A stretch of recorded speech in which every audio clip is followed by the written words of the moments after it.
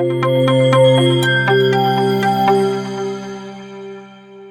हिंद दोस्तों, मेरा नाम है आशुतोष शुक्ला और आप लोग मेरे साथ देख रहे हैं दीवार मुनि।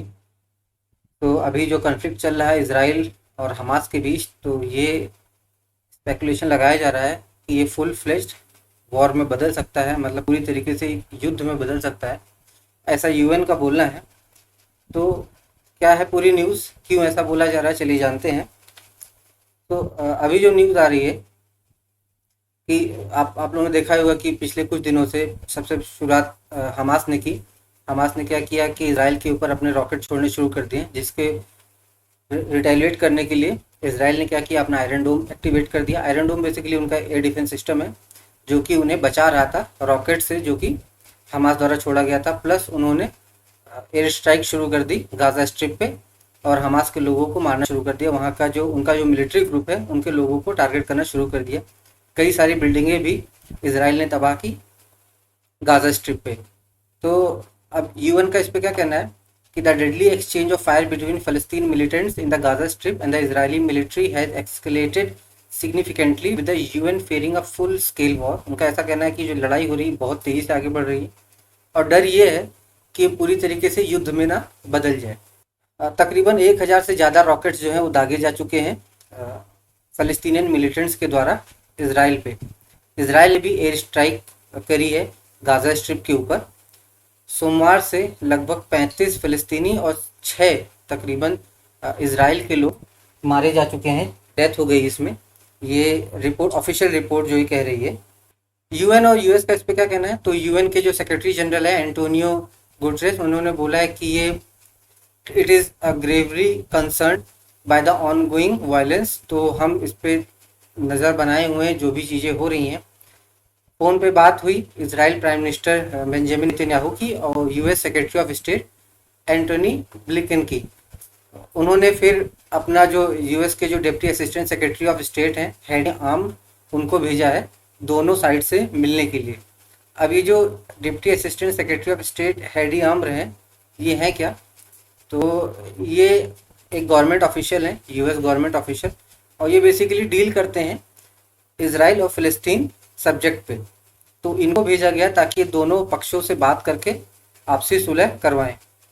इनका जन्म बेसिकली लेबनान में हुआ था और इसराइल और फ़लस्तीन के विषयों में ये महारत हासिल रखते हैं।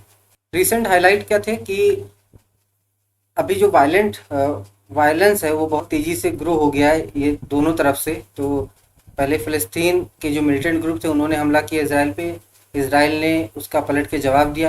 इसके कारण क्या हुआ कि इसराइल के अंदर जो कई सारी सिटीज़ हैं जहाँ पे अरब्स और यहूदी लोग एक साथ रहते हैं, तो उस एरिया में वायलेंस शुरू हो गया।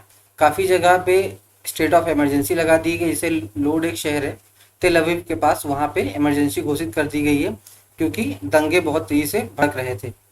ये कुछ इमेजेस हैं आप देख रहे हैं, ये जो मंदिर हैं, जो ज्यूश के यहूदियों के मंदिर है, वहाँ से ये सारी चीज़ें लेके जाया जा रहा था, मतलब तबाह किया जा रहा था। बेसिकली जो अरब्स थे या फ़लस्तीनी जो लोग थे वो टारगेट कर रहे थे ज्यूश के मंदिरों को। अब गाजा स्ट्रिप पे क्या हो रहा है, तो military in Gaza began firing rockets into Israel on Monday night and Israel responded by hitting targets in the territory. शुरुआत पहले मिलिटेंट्स जो गाजा में मिलिटेंट्स हैं उन्होंने फायरिंग शुरू कर दी, रॉकेट फायरिंग शुरू कर दी इसराइल पे, जिसके बाद इसराइल ने रिटेलिएट किया और वापस गाजा पे बमबारी शुरू कर दी।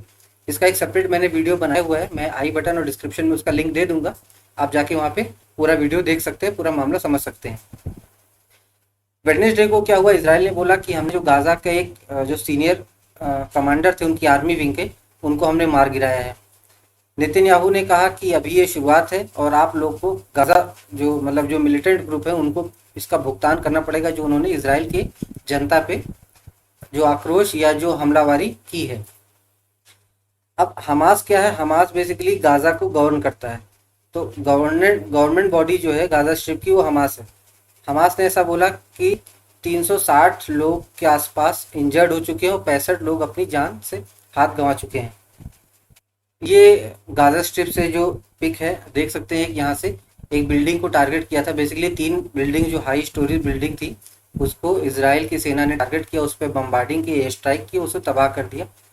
इस वीडियो में भी आप देख सकते हैं कैसे उस बिल्डिंग को टारगेट किया गया और सेकंडों में ही उस बिल्डिंग को तहस नहस कर दिया गया। تمهيدا لنسف المبنى بشكل كامل بعد قليل يعني هذه بطائرات مجرد الاف طلقات 16. تحذيرية. معبود المبنى نزل. ال- عدنان. تم تدمير المبنى بالكامل. نعم. الصوت يا محمد راح. نعم، أتمنى أن تكون بخير عدنان. فعلا يبدو أن يكون هناك طلقات تحذيرية وقصف المبنى بالكامل.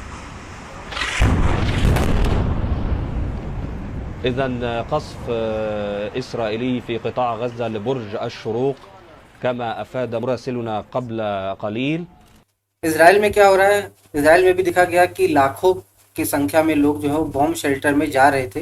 बॉम्ब शेल्टर बेसिकली एक शेल्टर ऐसा होता है कि उसके ऊपर अगर बॉम्ब गिरता है तो असर नहीं होता, मतलब सेफ शेल्टर है। तो उनको भी लग रहा था कि ये वॉर में बदल सकता है, पूरे युद्ध में बदल सकता है, इसलिए अपनी जान बचाने के लिए बॉम्ब शेल्टर में उन्होंने जाना शुरू कर दिया।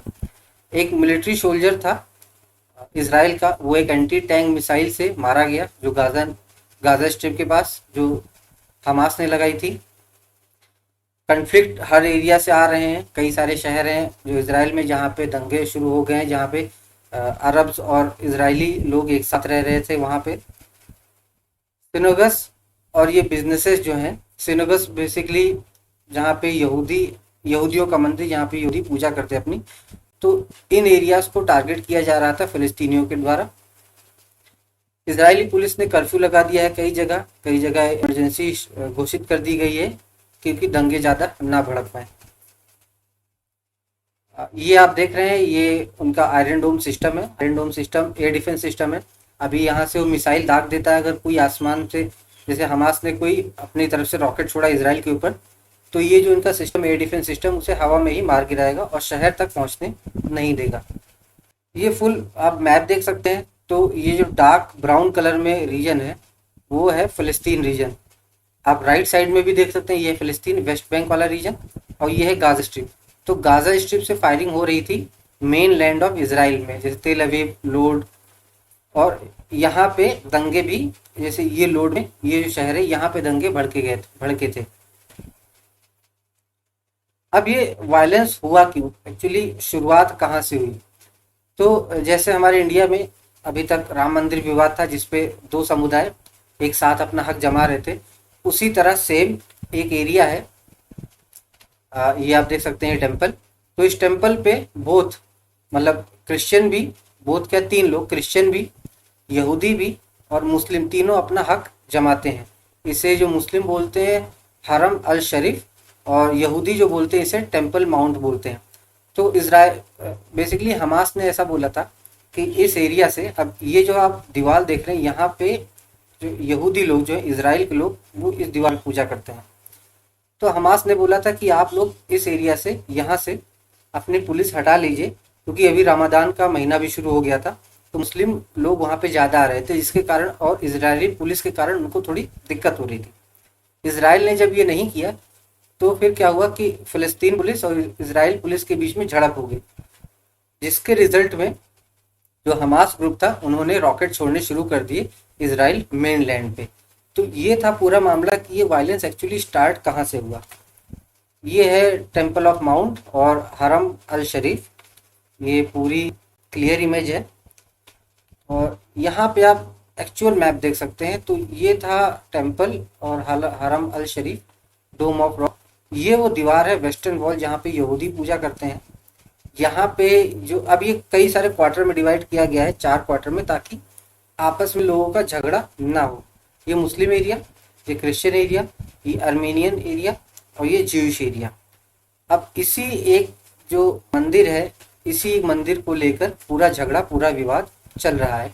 ये लोकेटेड है जेरूसलम में। जेरूसलम आप जानते हैं बहुत ही एक ऐतिहासिक शहर है और इस शहर से नाता सबका है, यहूदियों का भी, क्रिश्चियंस का भी और मुस्लिम्स का भी। तो ये था पूरा मामला। आपको क्या लगता है कि वाकई में ये पूर्ण रूप से युद्ध में बदल सकता है? जो भी आपके व्यूज़ हैं इस टॉपिक पे प्लीज़ हमें कमेंट सेक्शन में ज़रूर बताइएगा। और thank you for watching this video. Please like and subscribe our channel the viral Muni. तब तक के लिए बाय एंड जय हिंद।